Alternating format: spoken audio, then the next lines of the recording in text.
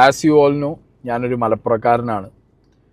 ഞാൻ പെരിന്തൽമണ്ണ പ്രസൻറ്റേഷനിലാണ് എൻ്റെ സ്കൂൾ ജീവിതം ആരംഭിക്കുന്നത്. അതുകൊണ്ട് തന്നെ കഴിഞ്ഞ ദിവസം പ്രസൻറ്റേഷൻ സ്കൂളിലെ ഒരു വിദ്യാർത്ഥി, 8ാം ക്ലാസ് വിദ്യാർത്ഥി ജീവൻ അവസാനിപ്പിച്ച ആ ഒരു പെർട്ടിക്കുലർ ന്യൂസ് എനിക്ക് ഒരുപാട് പേര് ഷെയർ ചെയ്ത് തന്നിട്ടുണ്ടായിരുന്നു. മലപ്പുറം എന്നില്ല, അല്ലെങ്കിൽ വേറൊരു നാട്, അങ്ങനെയൊന്നുമില്ല. ഒരു സ്കൂളിൽ ഏതെങ്കിലും ഒരു കുട്ടിക്ക് ഒരു ഹരാസ്മെൻറ്റ് ഫേസ് ചെയ്യേണ്ടി വന്നതിനെ തുടർന്ന് ആ കുട്ടിയുടെ ജീവിതം അവസാനിപ്പിക്കുന്ന രീതിയിൽ കാര്യങ്ങൾ മാറിയിട്ടുണ്ടെന്നുണ്ടെങ്കിൽ അത് അഡ്രസ്സ് ചെയ്തേ പറ്റൂ. ഓക്കെ, ഞാൻ ആ സ്കൂളിൽ പഠിച്ച സമയത്ത് എനിക്ക് ഈ രീതിയിലുള്ള ഹരാസ്മെൻറ്റ്സ് ഒന്നും അനുഭവിച്ചിട്ടില്ല. അത് ഞാൻ പഠിച്ച സമയത്ത് ഉണ്ടായിരുന്ന ആ ഒരു മാനേജ്മെൻറ്റ് സ്റ്റാഫുകളും എല്ലാവരും കൂടി അങ്ങനെയായിരിക്കാം ആംബിയൻസ്. ഇപ്പോൾ എല്ലാ പ്രാവശ്യവും അങ്ങനെ തന്നെ ആവണമെന്നില്ലല്ലോ. മാറി മാറി വരുന്ന ടീച്ചേഴ്സ് ഉണ്ട്. ആ ടീച്ചേഴ്സിൻ്റെ അണ്ടറിൽ ചിലപ്പോൾ കുട്ടികൾക്ക് പ്രഷർ വരാം, മെൻ്റൽ സീനുകൾ വരാം, അല്ലെങ്കിൽ ഫിസിക്കൽ അബ്യൂസുകൾ സംഭവിക്കാം. ഇതൊന്നും തടയാനുള്ളൊരു പ്രോപ്പർ സിസ്റ്റം നമ്മളെ നാട്ടിലില്ലാത്തതാണ് ഏറ്റവും വലിയ ഫെയിലിയർ. എത്ര കേസുകളായി നിങ്ങളൊന്ന് ആലോചിച്ച് നോക്ക്. അപ്പോൾ മലപ്പുറം പെരിന്തൽമണ്ണ പ്രസൻറ്റേഷൻ സ്കൂളിൽ ഈ കുട്ടി ഈ കടുങ്കൈ ചെയ്യാനുണ്ടായ ഒരു സിറ്റുവേഷൻ എന്താണെന്നുള്ളത് നമുക്ക് ആ കുട്ടിയുടെ മാതാപിതാക്കൾ സംസാരിക്കുന്നതും ന്യൂസ് നമുക്കൊന്ന് കാണാം. ഈ മാസം 1-ാം തീയതിയാണ് വീടിനുള്ളിൽ തൂങ്ങി മരിച്ച നിലയിൽ തേജസിനെ കണ്ടെത്തുന്നത്. സ്കൂൾ അധികൃതർ നടത്തിയ മോറൽ സയൻസ് എക്സാമിൽ ആദ്യം അവൻ പരാജയപ്പെട്ടിരുന്നു. മാർക്ക് കുറവായതുകൊണ്ട് പരീക്ഷ എഴുതിയാലേ TC നൽകൂ എന്ന് അധ്യാപകർ വാശി പിടിച്ചു. അതേ തുടർന്നുള്ള വിഷമത്തിലാണ് അവൻ ജീവനൊടുക്കിയതെന്ന് അവന്റെ അച്ഛൻ പറയുന്നു. TCയിൽ ഇങ്ങനെ റെഡ് മാർക്ക് ഇടും, നല്ലൊരു സ്കൂളിലും പഠിപ്പിക്കാൻ പറ്റില്ല എന്നൊക്കെ പറഞ്ഞതിന്റെ ഭാഗമായിട്ട് അതിന് ഭയങ്കരമായിട്ട് ടെൻഷനും പേടിയുണ്ടായിരുന്നു. TCയിൽ അങ്ങനെ മാർക്ക് ഇടും, റെഡ് മാർക്ക് ഇടും എന്നൊക്കെ പറയുമ്പോൾ TC കൊടുക്കുക എന്ന് പറഞ്ഞാൽ പാരൻസ് ഡിമാൻഡ് ചെയ്താൽ ഒരു കുട്ടിക്ക് TC കൊടുക്കണം. ഇല്ലെങ്കിൽ സ്കൂളിൽ ആ കുട്ടിയുടെ വേറെ എന്തെങ്കിലും ഇഷ്യൂ കാരണം സ്കൂൾ മാനേജ്മെൻറ്റ് ഒരു കുട്ടിക്ക് TC കൊടുക്കാം. TC കൊടുക്കുന്നതിനും ഒരു എക്സാം വെച്ചിട്ട് TC കൊടുക്കുക എന്ന് പറയുമ്പോൾ അങ്ങനെ ഒരു സംഗതി ഉണ്ട്. അപ്പം ഞാൻ പഠിച്ച സമയത്തില്ല, സ്നേഹം പഠിച്ച സമയത്തുണ്ടോ അങ്ങനെ TC കൊടുക്കാനൊരു എക്സാം? TCക്ക് ഒരു എക്സാം? അല്ല, സീരിയസ്ലി TCക്ക് ഒരു എക്സാം? പ്രസന്റേഷൻ സ്കൂളിൽ ഞാൻ പഠിച്ച സമയത്തോ അല്ലെങ്കിൽ ഒരു നിയർ ഫ്യൂച്ചറിലൊന്നും എൻ്റെ അറിവിൽ അങ്ങനെ TC മേടിക്കാൻ പോകുന്ന നേരത്തെ എക്സാം എഴുതിയാൽ TCക്ക് ഒരു എക്സാം എന്നുള്ളൊരു സ്കീം ഞാൻ കേട്ടിട്ടില്ല. അങ്ങനെ ഒരു സാധനം സ്കൂൾ ചെയ്തിട്ടുണ്ടെങ്കിൽ, മാനേജ്മെൻറ്റും അവിടുത്തെ ടീച്ചേഴ്സും അത് ചെയ്തിട്ടുണ്ടെന്നുണ്ടെങ്കിൽ ദാറ്റ് ഈസ് റോങ്. ആൻഡ് അതിൽ മാത്രമല്ല, അത് TC കൊടുക്കാനൊരു എക്സാമും വെച്ച് അതിൽ റെഡ് മാർക്ക് ഇടുമെന്ന് പറഞ്ഞുള്ള ഒരു ഭീഷണി കുട്ടിക്ക് പോയിട്ടുണ്ടെങ്കിൽ ഇത് പോലീസ് അന്വേഷണത്തിൽ അത് തെളിഞ്ഞു കഴിഞ്ഞാൽ അതിന് നടപടി എടുത്തേ പറ്റൂ. കാരണം അത് പ്രഷറാണ്. 8ാം ക്ലാസ് പഠിക്കുന്ന ഒരു കുട്ടിക്ക് അതൊരു മെൻ്റൽ ട്രോമയാണ്, സ്ട്രെസ്സാണ്. കാരണം ഓൾറെഡി ഈ സ്കൂളിൽ അവന് വേറെ എന്തൊക്കെയോ പ്രശ്നങ്ങൾ ഫേസ് ചെയ്യേണ്ടി വന്നിട്ടുണ്ട്. ഫിസിക്കലി മെൻ്റലി വിഷയങ്ങൾ അനുഭവിച്ചു എന്നുള്ളതാണ് വീട്ടുകാർ പറയുന്നത്. ഓക്കെ, സ്കൂളിൻ്റെ ഭാഗത്തു നിന്നുള്ള എക്സ്പ്ലനേഷൻ ഇല്ല, പോലീസ് അന്വേഷണം നടക്കുന്നേ ഉള്ളൂ. അങ്ങനത്തെ ഒരു സാഹചര്യത്തിൽ ആ കുട്ടി ഓൾറെഡി ആ സ്കൂളിൽ പഠിക്കാൻ വളരെയധികം മെൻ്റലി ട്രോമ അനുഭവിച്ചുകൊണ്ടിരിക്കുമ്പോൾ പാരൻസ് ആ കുട്ടിയെ അവിടുന്ന് മാറ്റുമെന്ന് പറഞ്ഞുള്ള സിറ്റുവേഷൻ വന്നുകൊണ്ടിരിക്കുമ്പോൾ വീണ്ടും മാറാൻ നേരത്തെ എക്സാം എഴുതി പിന്നെ അതിൽ റെഡ് മാർക്ക് കൊടുക്കുന്നൊക്കെ പറയുന്നത് എവിടുത്തെ നിയമമാണെന്ന് അറിയില്ല. അതൊക്കെ മോശം പരിപാടിയാണ്. അതൊരു ഒരു മനുഷ്യനല്ലേ, കുട്ടി വലിയ ആളെന്നൊന്നുമില്ല. അല്ല, ഞാൻ ചെയ്തില്ല എന്ന് പറയുന്നില്ല, വീട്ടുകാർ കൃത്യമായിട്ട് പറയുന്നു TCക്ക് എക്സാം വെച്ചു എന്ന് പറയുന്നുണ്ട്. അത് പോലീസ് അന്വേഷിക്കട്ടെ. അപ്പൊ അതിന്റെ ഭാഗം ടീച്ചർമാരുടെ ഈ ഭീഷണിയും ഈ പ്രിൻസിപ്പളുടെയും ഈ ജിഷ മിസ്സും പിന്നെ വേറൊരു മിസ്സും കൂടി ഉണ്ട്, എന്റെ പേര് എനിക്ക് കറക്റ്റ് ജിജി അങ്ങനെ എന്താണ് തോന്നുന്നുണ്ട്, അവരുടെയൊക്കെ ഒരു ഭീഷണി മൂലമാണ് എന്റെ കുട്ടി ഇങ്ങനെ ചെയ്തിട്ടുള്ളതെന്നാണ് ഞാൻ ബലമായി സംശയിക്കുന്നത്. വേറെ വീട്ടിലോ വേറൊരു പ്രശ്നങ്ങളോ ഇല്ലാത്ത കുട്ടിയാണ്. വീട്ടിൽ അങ്ങനെ ഒരു വാശിയോ കുറുമ്പൊന്നും കാട്ടിയിട്ടില്ല, ഒരു കുഴപ്പമുണ്ടായിട്ടില്ല. ടീച്ചറുടെ പ്രിൻസിപ്പാളുടെയും ഈ നടപടി കാരണം തന്നെയാണ് ചെയ്തിട്ടുണ്ടെന്നാണ് നമ്മൾ ഉറച്ചു വിശ്വസിക്കുന്നത്. അല്ലാതൊരു കാരണം കുട്ടിക്ക് ഇതുവരെ ഞങ്ങളെ ഭാഗത്തുനിന്നോ വേറെ ഭാഗത്തുനിന്നോ ഉണ്ടായിട്ടില്ല. അതുപോലെ തന്നെ സ്കൂളുകാര് ഇവന്റെ മരണത്തിന് ശേഷം സ്കൂളിന്റെ ഗ്രൂപ്പിലോ ഒരു ഇതിലോ ഒരു അനുശോചനം പോലും രേഖപ്പെടുത്തിയിട്ടില്ല. അവന്റെ കൂടെ പഠിക്കുന്ന ഒരുപാട് വിദ്യാർത്ഥികൾ ഇത് അറിഞ്ഞതിന് ശേഷമാണ് പിന്നെ നമ്മളായിട്ട് കോണ്ടാക്ട് ചെയ്യണതും അവര് അന്ന് അറിഞ്ഞില്ല, സ്കൂളുകാർ ഞങ്ങളെ അറിയിച്ചില്ല എന്നൊക്കെ പറയുകയുണ്ടായി. അതേപോലെ തന്നെ അവര് ഓന്റെ കൂടെ പഠിക്കുന്ന വിദ്യാർത്ഥികളെയൊക്കെ വീട്ടിൽ വിളിച്ചിട്ട് ഈ സ്കൂളിൽ ഒരു പ്രശ്നം ഉണ്ടായിട്ടില്ല, ആര് വിളിച്ച് ചോദിച്ചാലും ഒരു പ്രശ്നം ഉണ്ടായിട്ടില്ല എന്നുള്ളത് പറയുന്നുണ്ടെന്നും എന്നുള്ള രീതിയിലൊക്കെ പറഞ്ഞു ഓരോ രക്ഷിതാക്കളെ നമ്മളെ വിളിച്ച് പറഞ്ഞിട്ടുണ്ട്. റിസൾട്ട് വന്നിട്ട് അവനോട് തോൽപ്പിക്കും അവനെ എന്ന് പറഞ്ഞു. പരീക്ഷ എഴുതി ജയിച്ചിട്ടില്ലെങ്കിൽ അവനെ തോൽപ്പിക്കും, വേറെ സ്കൂളിലൊന്നും കൊണ്ടുപോയി ചേർക്കില്ല, അവന്റെ റെഡ് മാർക്ക് ഇടും. എന്താ പറയാ, പ്രോഗ്രസ് കാർഡിലൊക്കെ റെഡ് മാർക്ക് ഇട്ടിട്ട് ഈ വീട്ടിലിരിക്കേണ്ടി വരും എന്ന് പറഞ്ഞു. അപ്പൊ വീട്ടിലിരിക്കേണ്ടി വരും എന്ന് പറഞ്ഞപ്പോ കുട്ടിക്ക് ഭയങ്കര പേടിയായി. അവൻ ഇങ്ങോട്ടും പോവൊന്നും ചെയ്യാണ്ട് ദിവസം ഇരുന്ന് പഠിക്കന്നെ പരീക്ഷ ടൈം ടേബിൾ വന്നപ്പോ ഞങ്ങളെ കൂടെ 11 മണി വരെ കടന്നിട്ട് അവൻ അവന്റെ റൂമിലേക്ക് പോയത്. അവന് പ്ലാറ്റിനത്തിലെ ട്യൂഷന് ചേരുന്നൊക്കെ പറഞ്ഞതാണ്. ബോയ്സ് സ്കൂളിലേക്ക് മാറിയിട്ട് പ്ലാറ്റിനം അതിലാ ട്യൂഷന് പോണം. അപ്പൊ സ്കൂളിന്റെ അടുത്തുനിന്ന് നടന്നു പോകുമ്പോ അതല്ലേ സുഖം. അപ്പൊ ഞാൻ അവിടേക്കാ സ്കൂളിൽ നിന്ന് അങ്ങോട്ട് ചേർന്ന ചെല്ലുന്നൊക്കെ പറഞ്ഞതാ. എന്തേ കാട്ടി? ഈ അമ്മയുടെ സിറ്റുവേഷൻ കണ്ടിട്ട് എനിക്ക് ഭയങ്കര ഇതായിട്ടാ. കാരണം അവര് ഭയങ്കര സോൺ ഔട്ടാണ്. അത് ഏതൊരു അമ്മമാരും അങ്ങനെയാവും. കാരണം പൊന്നേ കരളെന്ന് പറഞ്ഞ് നോക്കി വളർത്തിയ കുട്ടി അങ്ങനെ പോവാന്ന് പറഞ്ഞു കഴിഞ്ഞാൽ താങ്ങാൻ പറ്റുന്ന കാര്യമല്ല. ഇവര് പാരൻസ് പറയുന്ന രീതിയിലാണ് കാര്യങ്ങൾ എന്നുണ്ടെന്നുണ്ടെങ്കിൽ സ്കൂളിൻ്റെ ഭാഗത്തുനിന്ന് കുട്ടിക്ക് ഇതേപോലൊരു ഹൈ പ്രഷർ കൊടുക്കുക എന്നുള്ളത് അൺആക്സെപ്റ്റബിൾ ആണ്. ഇത് എത്ര കാലമായിട്ട് നമ്മൾ ഡിസ്കസ് ചെയ്യുന്നൊരു വിഷയം നിങ്ങൾ ആലോചിച്ച് നോക്കി. എത്ര പറഞ്ഞാലും മാറുന്നില്ല. അപ്പോൾ അത് ആക്ട് ചെയ്യേണ്ടത് ഇവിടുത്തെ സിസ്റ്റമാണ്.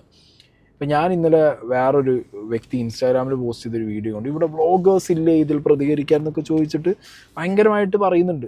ഇതിൽ വ്ളോഗർ പ്രതികരിച്ചാൽ എന്ത് നടക്കാൻ പോകുന്നത്?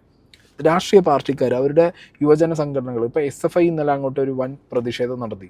എന്തെങ്കിലും മാറ്റം സംഭവിക്കുമോ? ഇവിടെ മാറ്റം കൊണ്ടുവരണമെങ്കിൽ സിസ്റ്റമാറ്റിക് ആയിട്ട് കൊണ്ടുവരേണ്ടത് എഡ്യൂക്കേഷണൽ സിസ്റ്റത്തിനകത്താണ്.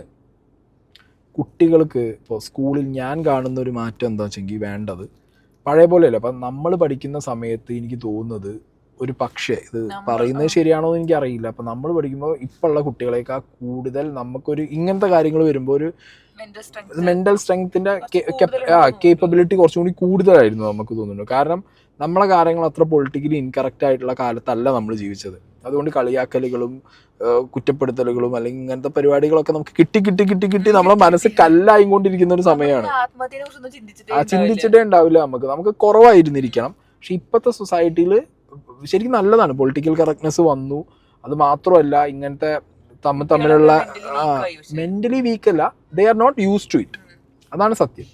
പല ചെറിയ സിറ്റുവേഷനിൽ തന്നെ കുട്ടികൾ ഭയങ്കരമായിട്ട് ഡൗൺ ആവും. എസ്പെഷ്യലി ടീച്ചേഴ്സിൻ്റെ കയ്യിൽ നിന്നൊക്കെ എന്തെങ്കിലുമൊക്കെ കേൾക്കുമ്പോഴോ അല്ലെങ്കിൽ ഈ വേറെ കാര്യം കേട്ടോ. അപ്പം നമ്മളെ കാലത്താണെങ്കിലും പണ്ടത്തെ കുട്ടികളുടെ കാലത്താണെങ്കിലും ഇപ്പോഴത്തെ കുട്ടികളുടെ കാലത്താണെങ്കിലും 4-10 കുട്ടികളുടെ മുന്നിൽ നമ്മളെ നീപ്പിച്ച് നിർത്തി നമ്മളെക്കുറിച്ചുള്ള വൃത്തികേടുകൾ അല്ലെങ്കിൽ നമ്മളെക്കുറിച്ചുള്ള മോശം പറയുമ്പോൾ നമ്മൾ ഡൗൺ ആവൂടെ. അത് സീരിയസ് ആണ്. അത് നമ്മൾ ഡൗൺ ആവും. പക്ഷേ ബട്ട് സ്റ്റിൽ ഞാൻ പറയുന്നത് ഇപ്പോഴത്തെ കുട്ടികൾക്ക് കുറച്ചും കൂടിയും ഈ ഫിസിക്കൽ മെൻ്റൽ ആക്ടിവിറ്റി ഒക്കെ കുറവാണ്. ദേ ആർ ലൈക്ക് വേറൊരു ജെന്നാണ് അവർ. അങ്ങനെയുള്ളപ്പോൾ അവർക്ക് ഇത് കുറച്ചും കൂടി ഇമ്പാക്റ്റ് ഉണ്ടാക്കും. അവർക്കൊരു മെൻ്റലി അത് ഭയങ്കര ട്രോമയായിരിക്കും. മേ ബി ഈ കുട്ടി അതിൽ നിന്ന് സഫർ ചെയ്തതായിരിക്കാം. കാരണം അയ്യോ ഇനിയിപ്പോൾ ഞാൻ പഠിച്ചില്ലെങ്കിൽ എന്നെ തോൽപ്പിക്കും. ഇപ്പം ഇപ്പം എൻ്റെ കാലത്തൊക്കെ എന്നോട് ടീച്ചേഴ്സ് ഇഷ്ടം പോലെ പറഞ്ഞിട്ടുണ്ട്, സായി കൃഷ്ണ സ്കൂളിലൊന്നും വരാറില്ലല്ലോ, അന്നെ ഞങ്ങൾ തോൽപ്പിക്കും. ഞാൻ ടീച്ചറോട് തോൽപ്പിച്ചാൽ ടീച്ചർ എന്തിപ്പോൾ കുഴപ്പമുള്ളത്, ഞാൻ അടുത്തന്നെ ഇവിടെ തന്നെ പഠിക്കും, എനിക്ക് കുറച്ച് താടി വളരുന്നല്ലേ ഉള്ളൂ, ഞാൻ ഇവിടെ തന്നെ ഇരിക്കും, മൂത്താപ്പയായിട്ടിരുന്നാലും എനിക്കൊരു കുഴപ്പമില്ലാന്ന് ഞാൻ പറയും. നമ്മളങ്ങനെയായിരുന്നു. പാരൻസിൻ്റെ സപ്പോർട്ട് മെയിൻ.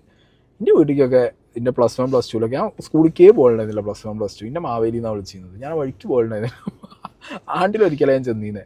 എൻ്റെ വീട്ടിലേക്ക് എൻ്റെ അമ്മ പറയും, ഞാൻ മാനേജ്മെൻറ്റ് സീറ്റിൽ കാശ് തന്നിട്ടാണ് സായി കൃഷ്ണനെ പഠിപ്പിക്കുന്നത്, നിങ്ങൾക്ക് കൃത്യമായി ശമ്പളം കിട്ടണില്ലേ, ആ പൈസ ഞങ്ങൾ തരുന്നതല്ലേ, ഓൻ വരായിരിക്കും, ഓൻ വീട്ടിൽ ഞാൻ ട്യൂഷൻ വെച്ച് കൊടുത്തിട്ടുണ്ട്, ഓൻ പാസ്സാവില്ലെന്ന് നിങ്ങൾ നോക്കേണ്ട ആവശ്യമില്ല, നിങ്ങൾ മാർക്ക് ഓൻ എഴുതിയിട്ടുണ്ടെങ്കിൽ അതിന് കൊടുക്കുക, വിട്ടോളൂ വണ്ടി. ഈ മൂഡിലാണ് പാരൻസ് എന്നുണ്ടെങ്കിൽ we are okay with it. എനിക്കതാ കിട്ടിയേ. എൻ്റെ പാരൻസ് അങ്ങനെയായിരുന്നു. എൻ്റെ അമ്മയും എൻ്റെ അച്ഛൻ വന്നിട്ടില്ല സ്കൂളിലേക്ക്, കാരണം അച്ഛൻ എബ്രോഡാണ്. അമ്മയൊക്കെ വരുന്ന സമയത്ത് അതാണ് മൂഡ്, വേറെ ഒന്നുമില്ല. എന്തെങ്കിലും പറഞ്ഞു കഴിയുമ്പോൾ എൻ്റെ കുട്ടീനെ നോക്കി എനിക്കറിയാം, ഓൻ പഠിക്കുകയാണെങ്കിൽ പഠിച്ചോട്ടെ, നിങ്ങളെ പണി എന്താ നിങ്ങൾ ചെയ്യുക. അതായത് ഓവറായിട്ട് പ്രഷർ ഇട്ട് ഓനെ നിങ്ങൾ എന്ത് ചെയ്യണ്ട, പഠിപ്പിക്കാൻ നിൽക്കണ്ട. ഓൻ തോൽക്കുന്നത് കൊണ്ട് ഇനി സ്കൂളിന് വല്ല കുഴപ്പമുണ്ടെന്നുണ്ടെങ്കിൽ നിങ്ങളൊരു കാര്യം ചെയ്യും, TC തന്നോളി, ഞാൻ കുട്ടീനെ വേറെ കൊണ്ടുപോയിക്കൊണ്ട്. ഇപ്പം ആ TC ചോദിച്ചു കഴിഞ്ഞാൽ പിന്നെ അതിനും എക്സാം എഴുതണം എന്നാണെന്നുണ്ടെങ്കിൽ പിന്നെ നടക്കും. അത് നടക്കും. നിങ്ങളത് ആലോചിച്ച് നോക്ക്. ഞാൻ പറയുമ്പോൾ പാരൻസ് കുറച്ചും കൂടി സ്ട്രോങ് ആവണം. സ്കൂളിൽ എന്ത് നടക്കുന്നു, സ്കൂളിൽ ടീച്ചേഴ്സ് കുട്ടികളെ ഹരാസ് ചെയ്യുന്നുണ്ടോ, അത് ചോദിക്കുക. അതല്ലാതെ നിങ്ങൾ ബാക്കിയുള്ളവരുടെ മുന്നിൽ ഇപ്പം ഞാൻ പറഞ്ഞു പണ്ടത്തെ ഇപ്പം എൻ്റെ അച്ഛനമ്മയും എൻ്റെ അച്ഛനമ്മയൊക്കെ നമ്മൾ 90s കിഡ്സിൻ്റെ അച്ഛനമ്മമാർ അവിടെ ഭയങ്കരമായിരുന്നു.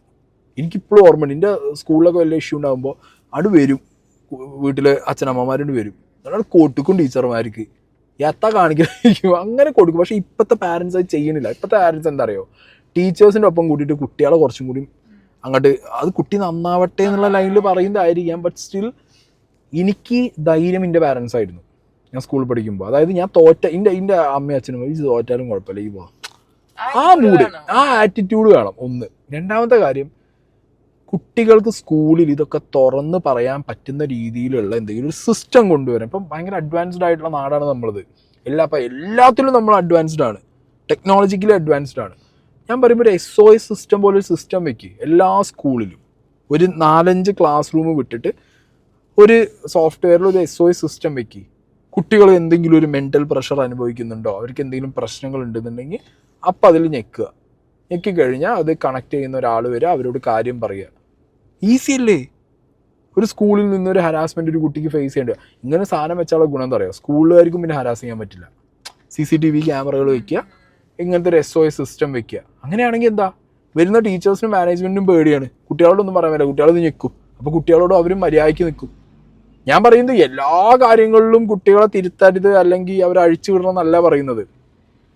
അറ്റ്ലീസ്റ്റ് ഈ പഠിക്കുന്ന കാര്യത്തിലെങ്കിലും കുട്ടികളുടെ സ്കൂളിൻ്റെ റെപ്യൂട്ടേഷൻ നോക്കിയിട്ട് 100% വിജയം നോക്കിയിട്ട് കുട്ടികളെ നിങ്ങൾ ഹരാസ് ചെയ്യാതിരിക്കുക. പിന്നെ പ്രസൻറ്റേഷനിലെ മാനേജ്മെൻറ്റും ഇപ്പോഴത്തെ ടീച്ചേഴ്സിൻ്റെ അവസ്ഥ എന്ന് പറഞ്ഞു കഴിഞ്ഞാൽ അവർ എന്തുകൊണ്ട് ഇതിന് ഉത്തരം പറയുന്നില്ല എന്നുള്ളതാണ് എൻ്റെ സംശയം.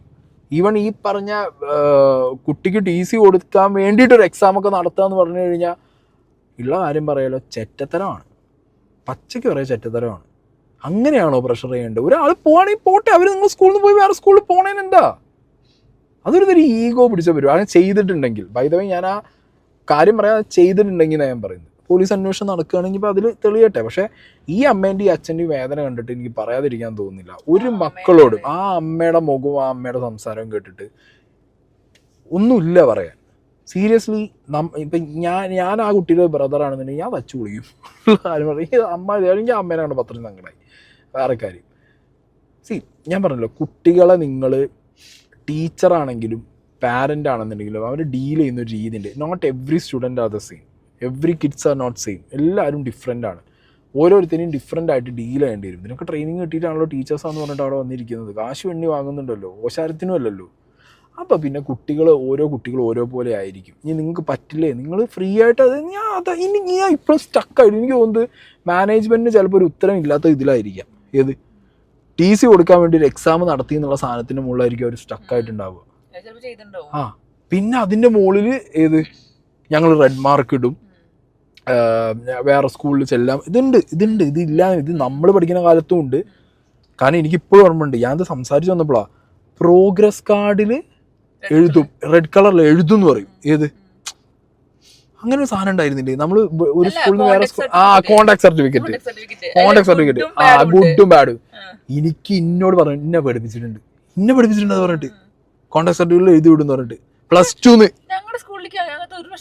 ടു ഞാനും ഈ MSc പഠിക്കുന്ന +2 എന്നോട് പറഞ്ഞിട്ടുണ്ട്. അനക്ക് NSSൽ കുഴപ്പമില്ല, എനിക്ക് MSc ഇംഗ്ലീഷ് മീഡിയത്തിലും കുഴപ്പമില്ല. പക്ഷെ ഞാൻ MScയിൽ ഞാനും ഈ +2 പഠിക്കുന്ന സമയത്ത് കോണ്ടാക്ട് സർട്ടിഫിക്കറ്റ് വാങ്ങാൻ പോയ സമയത്ത് ഞാൻ അവിടെ നിന്ന് ബാസ്കറ്റ് കോർട്ടിൽ ക്രിക്കറ്റ് കളിച്ചിരുന്നത്. ഞങ്ങൾ അവിടുത്തെ നാട്ടുകാർ തന്നെയാണ്, കാവുങ്ങലാണ് എൻ്റെ വീട്. ഞാൻ അന്ന് അവിടെ ക്രിക്കറ്റ് കളിച്ചിരുന്നത്. ഞങ്ങൾ വൈകുന്നേരം സ്കൂളിൽ ഓടടിച്ച് പൊട്ടിച്ചു എന്ന് പറഞ്ഞിട്ട് കോണ്ടാക്ട് സർട്ടിഫിക്കറ്റിൽ എഴുതി വിടുന്നു പറഞ്ഞു. കോണ്ടാക്ട് സർട്ടിഫിക്കറ്റിലും ബാഡ് എഴുതി വിടുന്നു. പിന്നെ അനക്ക് നോക്കട്ടെ, അനക്ക് മറ്റെന്തെങ്കിലും കിട്ടുമോ നോട്ടെ. അങ്ങനെയുണ്ട് അങ്ങനത്തെ പരിപാടികളൊക്കെ. അതൊക്കെ സത്യത്തിൽ ഭയങ്കര മോശമാണ്. അത് ഭീഷണിയാണ്. അന്നൊക്കെ നമുക്കിതിൽ പ്രതികരിക്കാൻ പറ്റിയിട്ടുണ്ടായില്ല സീരിയസ്ലി. ഇപ്പൊ എനിക്ക് നാളെ ഒരു മകനോ മകളോ ഉണ്ടായിട്ട് സ്കൂളിൽ നിന്ന് ടീച്ചർമാരും മാഷുമാരും ഇങ്ങനത്തെ രീതിയിലുള്ള എന്തെങ്കിലുമൊക്കെ ഇളക്കി കഴിഞ്ഞാണ്ടല്ലോ, കഴിഞ്ഞ് അവിടെ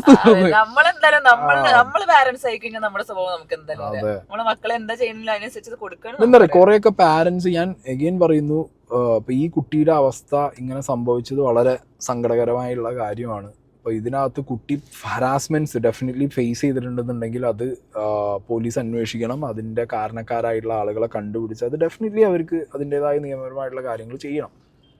ഇനി ചെയ്യേണ്ടതെന്ന് പറഞ്ഞാൽ സ്കൂളുകളിൽ, ഇപ്പം ഞാൻ പഠിച്ച സ്കൂളിൽ തന്നെ പ്രസൻറ്റേഷൻ, ഞാൻ ഇപ്പോൾ കഴിഞ്ഞ ഒരു 5-6 മാസം മുമ്പ് അവിടെ റീയൂണിയന് പോയിട്ടുണ്ടായിരുന്നു. അപ്പോൾ പഴയ ടീച്ചേഴ്സൊക്കെ നമ്മളിതുണ്ടായിരുന്നു, കണ്ടപ്പോൾ ഭയങ്കര സന്തോഷമായിരുന്നു. ആ സ്കൂളിൽ ഇപ്പോൾ ഇങ്ങനൊരു ഇഷ്യൂ ഉണ്ടായി, പാരൻസ് സ്കൂൾ മാനേജ്മെൻറ്റും സ്കൂളിൻ്റെ വിഷയങ്ങളുമാണ് പറയുന്നതെന്നുണ്ടെങ്കിൽ ഡെഫിനറ്റ്ലി ഇനി എന്ത് ചെയ്യണം, അവിടെ ഒരു കുട്ടികൾക്ക് കൗൺസിലിംഗ് അല്ല കൗൺസിലിംഗ് പോലത്തെ എന്തെങ്കിലും വെച്ചിട്ട് ഇനി എന്തെങ്കിലും കുട്ടികൾക്ക് ഇഷ്യൂ ഫേസ് ചെയ്യണ്ടോ എന്നുള്ള ഒന്ന് അന്വേഷിച്ചാൽ നന്നായിരിക്കും. അതൊക്കെ ചെയ്യണം. കാരണം കുട്ടികളുടെ കാര്യത്തിൽ നമുക്ക് വേറെ പ്രിക്വേഷൻസ് എടുക്കുക എന്നുള്ളത് ഭയങ്കര ഇമ്പോർട്ടൻ്റ് ആണ്. അവരുടെ മെൻ്റൽ ഹെൽത്ത് ശരിയാണോ നോക്കുക എന്നുള്ളത് ഭയങ്കര ഇമ്പോർട്ടൻ്റ് ആണ്. അതുപോലെ തന്നെ സ്കൂൾ സിലബസിൽ മെൻ്റൽ ഹെൽത്തിനെ കുറിച്ചുള്ള ക്ലാസ്സുകൾ വെക്കണം. കുട്ടികളെ പറഞ്ഞ് മനസ്സിലാക്കണം. സത്യം ഫിസിക്കൽ എഡ്യൂക്കേഷനെ ഇപ്പോൾ ഭയങ്കര ഇമ്പോർട്ടൻസ് ഇല്ല. കാരണം പണ്ടത്തെ അതേ സ്കീം തന്നെയാണ് ഇപ്പോഴും നടക്കുന്നത്. PT പീരീഡ് ആയി കഴിഞ്ഞാൽ മാത്സിൻ്റെ മാഷ് വരും. ഇതന്നെ എപ്പോഴും നടക്കുന്നത്. PT പീരീഡ് ആയി എപ്പോഴും മാത്സിൻ്റെ മാഷിനെ വരും. അങ്ങനത്തെ പരിപാടികളൊക്കെ ഉണ്ടോ ഇല്ലേ എന്നുള്ളതൊക്കെ നോക്കുക. കുട്ടികൾ മെൻ്റലി ഫിസിക്കലി ഫിറ്റ് ആണോ എന്നുള്ളതൊക്കെ ഒന്ന് അന്വേഷിച്ച് വെക്കുന്നത് നന്നായിരിക്കും. ഞാൻ ഒരു ന്യൂസ് ക്ലിപ്പ് കൂടി പ്ലേ ചെയ്യാം.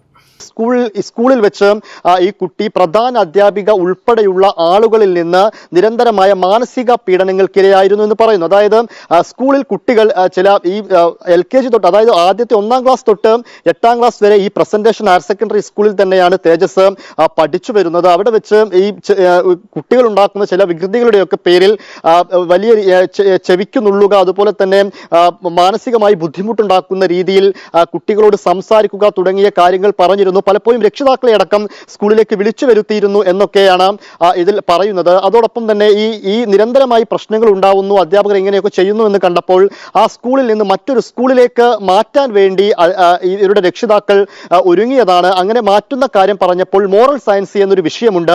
ആ വിഷയത്തിൽ കുട്ടി ഫെയിലാണ്, അതുകൊണ്ട് ഒന്നുകൂടെ ആ പരീക്ഷ എഴുതണം. അങ്ങനെ പരീക്ഷ എഴുതി ജയിച്ചാൽ മാത്രമേ TC തരികയുള്ളൂ എന്നൊരു കാര്യം ഈ കുടുംബത്തോട് പറഞ്ഞു എന്ന് ഈ അച്ഛൻ പറയുന്നുണ്ട്.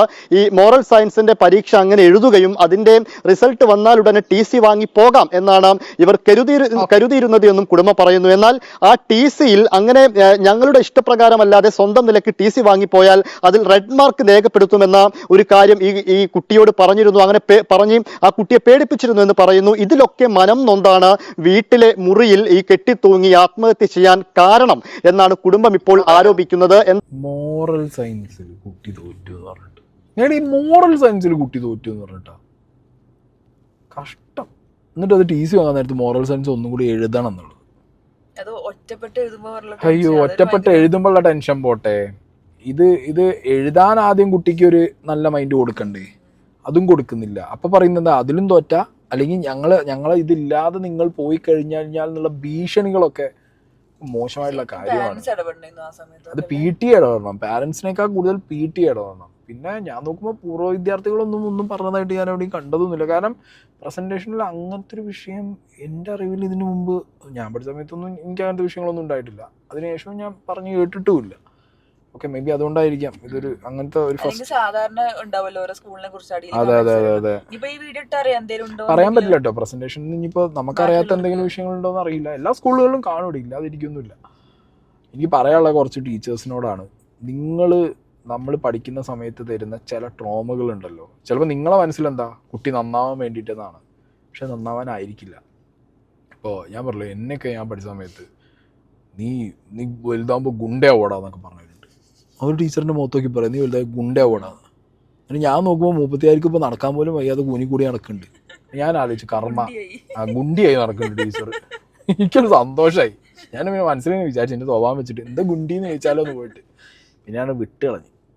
അല്ല, ചില സാധനം എൻ്റെ മനസ്സിൽ നിന്ന് പോയിട്ടില്ല എപ്പോഴും. അത് എൻ്റെ മനസ്സിൽ നിന്ന് ആ സാധനം പോകണില്ല. അങ്ങനത്തെ ട്രോമകൾ വെച്ച് വരും, മനസ്സിലായില്ല? അങ്ങനത്തെ കുറേ സാധനങ്ങൾ തടിയെ കളിയാക്കിയിട്ടുണ്ട് എന്നെ. ഫ്രണ്ട്സിൽ നിന്ന് ബോഡി ഷെയ്മിങ് ഓക്കെ, അല്ല തമാശക്കാന്ന് പറയാം. ഞാൻ ക്രിക്കറ്റ് കളിച്ചിരുന്നാളാ. ക്രിക്കറ്റിന്റെ സെലക്ഷൻ്റെ സമയത്ത് എന്നോട് പറയാ സായി കൃഷ്ണൻ ബാറ്റ് ചെയ്താൽ മാത്രം മതി, വേറെ ഒന്നും ചെയ്യണ്ട, എൻ്റെ തൊട പൊട്ടുന്നൊക്കെ. എന്നോട് പറഞ്ഞതാണ് പൗലോസ് മാഷ്. പേര് പറയുന്നത് എനിക്കൊരു കുഴപ്പമില്ല. തറകൻ സ്കൂളിലെ മൂപ്പരിനോട് പറയാം സായി കൃഷ്ണൻ മാറിക്കും. എന്നിട്ടിപ്പോൾ എന്തായി? ഞാൻ കളിച്ച് സെറ്റായി, എനിക്കൊരു കുഴപ്പമില്ല. ക്രിക്കറ്റിൽ അച്ചീവ് ചെയ്യാൻ എന്നെ കൊണ്ട് പറ്റുന്നൊക്കെ ഞാൻ ഓക്കെ ആണ്. ഞാൻ എപ്പോഴും കളിക്കുന്നുണ്ട്, എനിക്കൊരു കുഴപ്പമില്ല, എൻ്റെ തൊടയും പൊട്ടണില്ല. അങ്ങനെയാണ് ചില ആൾക്കാർക്ക് ചില ആളുകളുടെ വാക്കുകളിൽ നിന്ന് തരുന്ന ട്രോമ ഉണ്ടല്ലോ, ഭയങ്കര കളിയാക്കലാണ്. ഇതിപ്പോ എന്നോട് ക്രിക്കറ്റിന്റെ ഇത് പറഞ്ഞാൽ എങ്ങനെയാ അറിയാം എനിക്ക്? ഞാൻ പോയി ബാറ്റ് ചെയ്ത് തിരിച്ചു വരുമ്പോൾ പാഡ് അടിക്കാൻ നിൽക്കുക, ഗ്രൗണ്ട് നിറച്ചാളാ. അതായത് മറ്റേ പോളീൻ്റെ ഗ്രൗണ്ടാ. പോളി ഗ്രൗണ്ടിൽ അന്ന് സെലക്ഷൻ എന്ന് പറയുമ്പോൾ ബെയർ മിനിമം അങ്ങാടിപ്പുറത്ത് ഒരു ജില്ലാ സെലക്ഷൻ എന്നൊക്കെ പറയുമ്പോൾ, അതും റവന്യൂ ഡിസ്ട്രിക്ട് എന്നൊക്കെ പറയുമ്പോൾ 100-300 കുട്ടികളുണ്ടാവും. അപ്പോഴാണ് എല്ലാവരും മുന്നിൽ നിന്ന്. ഓൾറെഡി തടി കാരണം നമുക്ക് കളിയാക്കലുകൾ നമ്മൾ നേരിടുന്നുണ്ട്. കാരണം ഞാൻ 100-118 കിലോ ഉണ്ട്. കൂട്ടത്തിൽ മാഷന്നെ നിന്നിട്ട് എന്ത് അത് മാഷ ഇങ്ങനെ നിൽക്കുന്നത് ഒരു സ്റ്റേജ് പോലെ സാധനം ഉണ്ട്, അതിന്റെ മുകളിൽ നിന്ന് താഴ്ത്തി നോക്കിയിട്ട് വിളിച്ച് പറയുന്നത്. ചില ട്രോമകൾ ഉണ്ടല്ലോ, ചില സാധനങ്ങൾ ഈ ടീച്ചേഴ്സ് തരുന്നത് നമുക്ക് വിട്ടുപോയില്ല. അത് ഭയങ്കരമാണ്. അത് പോകാൻ ഭയങ്കര പാടായിരിക്കും. എൻ്റെ വീട്ടുകാരെ പറഞ്ഞിട്ടുണ്ട്. എൻ്റെ അമ്മ ഇങ്ങനെ റിയാക്ട് ചെയ്യുന്നതുകൊണ്ട് ഞാൻ +2 പഠിക്കുന്ന സമയത്ത് എന്നോടൊരു ടീച്ചർ പറഞ്ഞിട്ടുണ്ട്. ഞാൻ ഈ ടീച്ചറിൻ്റെ പേര് മാഷ പേര് ഞാൻ പറയാൻ കാരണം എന്താ പറയുക, മാഷ പേര് പറഞ്ഞാൽ എനിക്ക് പോകാം കല്ലി വലിയ, കാരണം ടീച്ചർമാരുടെ പേര് നാളായിട്ട് കേസ് കൊടുക്കും. സ്ത്രീകളായതുകൊണ്ട് സ്ത്രീകൾക്ക് അങ്ങനെയാണല്ലോ. മറ്റേ ഒരു ടീച്ചറിനോട് പറയാ, നിനക്ക് അഹങ്കാരമാണ്, നിന്റെ അമ്മ നിനക്ക് ട്യൂഷൻ വെച്ച് തന്നു എന്നുള്ള അഹങ്കാരം ആണ്. ഇന്നെ തോൽപ്പിക്കാൻ +2 MSP +2 എന്നെ തോൽപ്പിക്കാൻ വേണ്ടി എനിക്ക് CE മാർക്ക് കിട്ടുന്ന എത്രയെന്ന് അറിയോ? 9, 8. അനക്കൊക്കെ എത്ര കിട്ടിയെന്ന്? 18, 20 എത്ര? അവിടെ ഇന്ന് ക്ലാസ് പോയിന്ന് റെക്കോർഡ് എടേ മനഃപൂർവ്വം തോൽപ്പിക്കാൻ വേണ്ടി കാണിച്ച പരിപാടിയാ. എന്നിട്ട് കെമിസ്ട്രിക്ക് എങ്ങാണ്ട് ലാബിന് അന്ന് വന്ന ടീച്ചർ, പുറത്തുനിന്ന് അവളെ ടീച്ചർമാർ വരിക, ആ വന്ന ടീച്ചറെ അടുത്ത് പറഞ്ഞു കൊടുത്തിക്കുക, സായി അധികം ക്ലാസ്സിലൊന്നും വരാറില്ല, സായിനൊന്ന് ചെക്ക് ഏത്. ഞാൻ കയറിയ സമയത്ത് എനിക്ക് മറ്റേ സാൾട്ടാ കിട്ടി, പെട്ടെന്നുള്ള സാധനം ഞാൻ ഇറങ്ങി പോന്ന്. ഞാൻ റിസൾട്ട് കിട്ടിയതിന് ശേഷം എൻ്റെ മോനെ, കാരണം എനിക്ക് CE മാർക്ക് വരെ കുറച്ചിട്ടുണ്ട് നമ്മളെ തട്ടാൻ നോക്കിയ ടീംസാണ്. ഏത് ഇപ്പൊ CE മാർക്കിലാണ് പിടിക്കുക. ഇപ്പൊ കണ്ടിന്യൂസ് ഇവാലുവേഷൻ, അതേപോലെ ഇതേപോലെയുള്ള എക്സാം, ഇന്റേണൽ മാർക്ക്. ഇതാണ് സ്കൂളുകളിൽ നിന്ന് ആദ്യം ഉണ്ടല്ലോ ഈ ടീച്ചർമാർക്ക് ഇങ്ങനെ പിടിക്കാൻ പറ്റിയ കുറെ ഐറ്റങ്ങളുണ്ട്. അതായത് നമ്മളെ മേത്ത് ഭീഷണിപ്പെടുത്താൻ പറ്റുന്ന ഐറ്റങ്ങൾ. ഇതൊക്കെ ഞാൻ പറയുമ്പോൾ എടുത്ത് മാറ്റേണ്ട സാധനങ്ങളാണ്. പഠിക്കേണ്ടവന് സിലബസ് പറഞ്ഞു കൊടുക്കുക, പഠിക്കുകയാണെങ്കിൽ പഠിക്കട്ടെ. ഇനി പഠിപ്പിക്കാൻ നിങ്ങളെ കൊണ്ട് പറ്റുന്നതാണെന്നുണ്ടെങ്കിൽ നിങ്ങളത് ട്രൈ ചെയ്യുക. പറ്റാത്തതാണെന്നുണ്ടെങ്കിൽ ദാറ്റ്സ് ഇറ്റ്. അവന് പഠിക്കുന്ന രീതികൾ ഉണ്ടാവും, അവൻ അങ്ങനെ പഠിച്ചോട്ടെ എന്ന് വെച്ച് വിടുക, അല്ല വേറെ വഴിയില്ല. പിന്നെ കോളേജിലൊക്കെ നമുക്ക് എന്താ ഉള്ളത്? ഒന്നുമില്ല. റഫർ